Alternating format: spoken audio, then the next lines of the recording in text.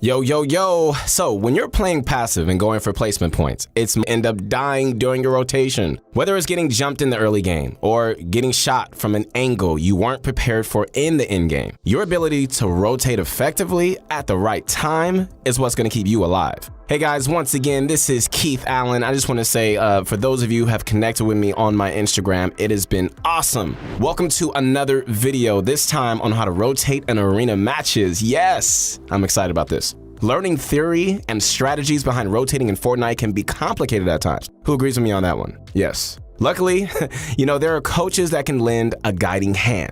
During the early and mid games, you want to avoid being caught out during your rotations. So many games end in disaster because players run into each other during their journey to the safe zone. They decide to fight, but the fight takes too long. Then the storm arrives, putting added pressure on the players. So it's good to reduce the risk of dying during the early game and mid game by getting a head start on your rotation. It's especially useful if the circle is really far, like on the other side of the map. You need to cover a lot of distance to escape the storm, and you don't really have the time to fight players. Typically, as long as you're set up in the next safe zone, you'll stay alive for the moment. The added benefit of being set up in the safe zone is that you get to look for kills on other players rotating in. As far as where to set up, generally the best spot is usually some sort of natural high ground you can build a base on. And unless the zone is packed with players, it's usually better to try to set up in a spot that's more likely to be zone favored, like in the center of the circle.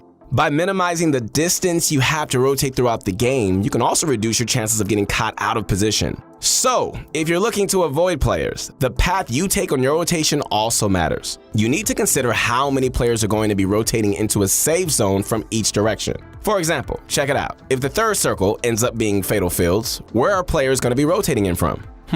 Well, for one thing, there are way more zones to the north of fatal than to the south. Only a few players located on the outskirts near Lucky Landing would be coming in from that direction. So if you're in the snow biome and you need to make your way to Fatal, it'd be safer to approach from the south side than from the north. There are also other factors that'll have an effect on how many players rotate. For instance, the bus path. But the main thing is to keep in mind is the direction most players should be coming in from. For end games, especially the moving zones, it can often be a good idea to create some room for yourself and rotate ahead of the storm. To be honest, it could just buy you time and provide safety as you're usually entering in an area which is covered by the storm. We see pros doing this a whole lot. They'll sometimes need to pop some heals, but they choose to instead go for the better position before basing up. It may not seem like much, but having a safe angle to shoot from can often be the most important thing in the end game.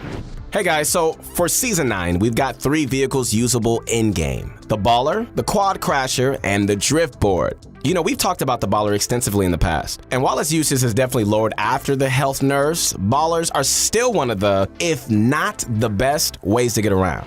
If you haven't already, hey, check out our Baller guide on this channel to get some more specifics on how to use the Baller. So, what about the other 2 vehicles? That's a good question, guys. Well, we're sure many of you have seen pros using these vehicles to cover really long distances.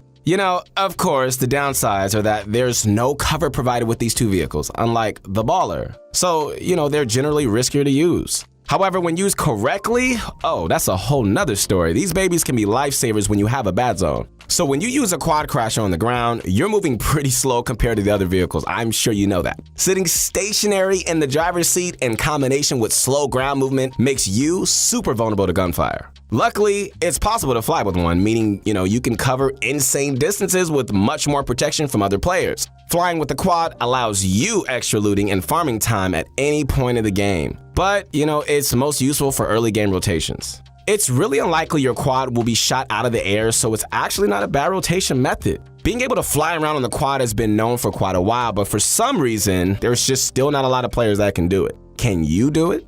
Alright, so we're not going to go into too much detail here, but here is the simple explanation for flying with the quad. You guys ready? So first, drive off a steep incline, like a ramp. Now, as you drive off of it, tap the boost button and hold reverse to angle the nose of the quad up a bit. Now, during the short boost, you angle the nose of the quad up, slightly past a 90-degree angle. Then as the boost ends, hold forward to reset back to the angle you went off at the ramp. If you rinse and repeat this technique properly, guys, you're going to keep gaining height and covering distance. If you don't know this trick, it's definitely worth a little bit of time and creative to learn. So be patient, you can do it. So the drift board is much simpler to use. That's the good news. All you need to do is jump, then press the boost button while angling backward just like the quad. However, you can't fly forever with it like you can with the quad. You'll eventually touch the ground and you're going to need to go for another jump. The main thing you want to try and maintain is the speed on this thing. Any period where you're slowing down by bumping into things or messing up jumps gives any nearby opponents the opportunity to land some shots. It can be tricky to use at first, but if you don't have access to a ball or a quad crasher, a drift board might save your life one game. It has definitely saved mine. So ever since Season 4, Epic has been adding items or devices to the map that helps us rotate. Like in Season 9, we have the Slipstream and the Sky platforms. Leftover from previous seasons, there are still the natural rift spawns, zip lines, and volcano vents as well. So all these methods, minus the zip lines, are still insane for rotations. They let you pretty much reach anywhere on the map in a pretty short amount of time at next to no cost. Hey, they're so good in fact that, you'll often find players setting up a base next to one. That way, when the next circle pops up, they have their travel already planned. There's always the risk you get shot at while using them though. So just try your best to maintain some unpredictable movement while in them to throw off your opponent's aim. You guys got it? Cool. For some of those more intense arena matches, it is also super important to be carrying at least some mobility. Most players dedicate a slot or two in their loadout for one of these items. You normally want to use them during the mid to late game, when you need to make long rotations that would otherwise use too much material. Also, you can and should be using them to nab high ground. As we're sure you all know this, it's the most advantageous position to normally hold during the end game, and it's normally where we see the winner of the match. So just like with material, mobility items are a resource. You don't just have an endless supply of shadow bombs every game. Most of the time, guys, you need to make sure you use each one to its fullest extent to get the most value out of it. For instance, you should be thinking, can I save this launch pad for potentially more dangerous zone later in the game? Or the zone is close, maybe I should just build there. This is part of what pro players are good at, managing their items. There's a fine line, guys, between knowing when to save an item and not using it optimally. Mastering this, guys, is what makes some players so good at competitive endgames. It's also what aspiring competitive players tend to struggle with. They hold on to an item for so long, they just end up dying in a situation where they should have just used it. I'm not gonna lie, I've been there many times. It is so frustrating. I hope you feel my pain when you get the best stuff and you don't even get to use it. Who's been there? Who's been through that? It's a good idea that if you feel unsure about whether you should use an item or just build there, you should probably just use the item. As you become more experienced with competitive endgames, guys, this decision making will just be natural. So guys, we're in the last month of Season 9 now, and the mobility item meta is as follows. Shadow bombs are extremely good, okay? And probably the best to carry if you can find them.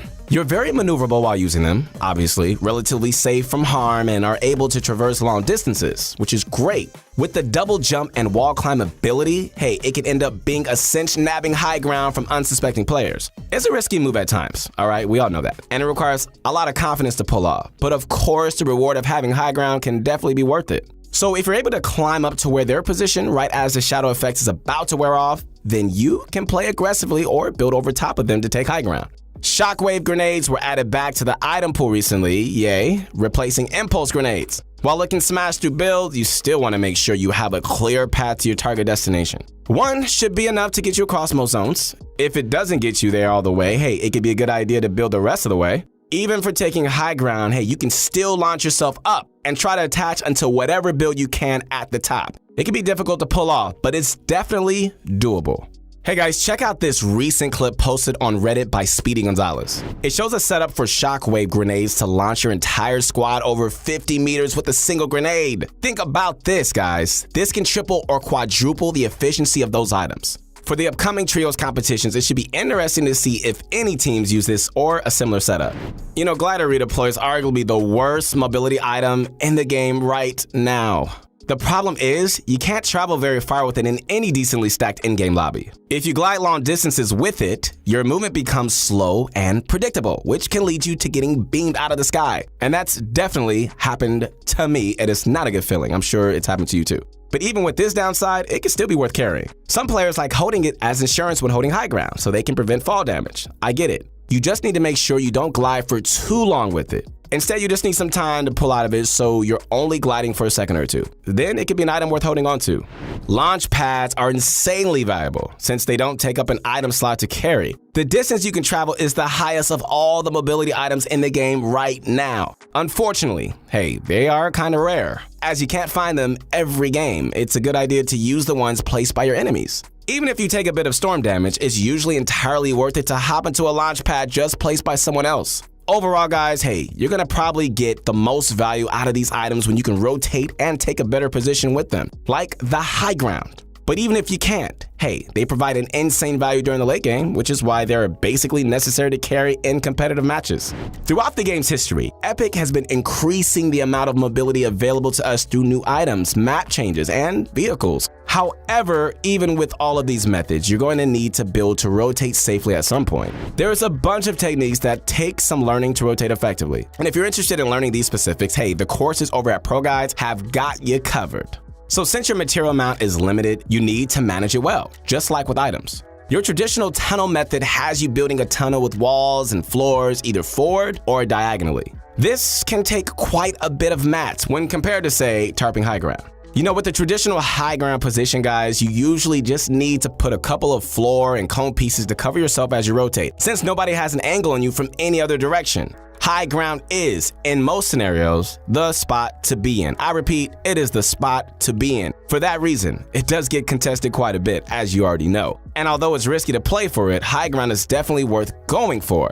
While you're up there, hey, it's your job to be looking for eliminations with your rifle, while also making sure you stay ahead of the zone. Guys, you also need to be aware of all directions in case somebody is trying to, if you notice somebody attempting to build up and take your high ground. Usually you want to build up yourself. If they're within range, hey, you can expand out with more floor pieces to block them off. You need to also make sure you stay within an effective range. When you're too high up, it's often a good idea to build down a bit in order to get back in a better distance for your weapons. So to save on potential mats, you can also choose to hug the storm in your rotates. If you're right on the edge of the storm, you've essentially protected yourself from that angle without having to build. It can actually save you quite a bit of mats when tunneling in. It's risky, yeah, and it also requires you to be able to maneuver against somebody trying to gatekeep you from the zone.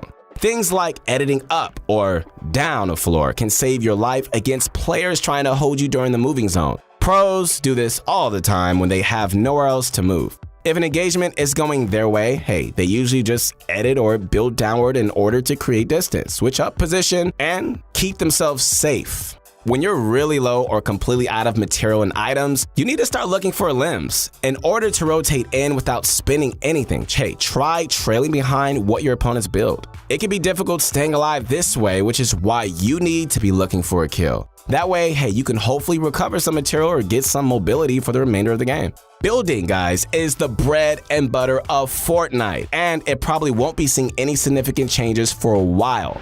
So guys, in summary, how you rotate is going to have a big effect on the outcome of your game. It's not even only about how you rotate, but it's also when and where you decide to move that will have an impact. You know, guys, Epic Games has honestly done a good job this season making mobility readily available, both on the map and in the item pool. It's up to you to take advantage of it so you can succeed in your games. So, what's your favorite rotation method? Let us know in the comments down below. As always, hey, if you want to find out more info on how to rotate properly, hey, be sure to check out Proguides.com, where our arena, building, and item courses will help go over what we discussed in more detail. Guys, as always, it's been an honor. Once again, this is Keith Allen. Hey, connect with me on my Instagram. I would love to hear from you. I've been getting some awesome feedback, man, some great questions. Hey, we're doing this together, guys. We got a great community here. Proguides, Fortnite, stay tuned for more vids coming out.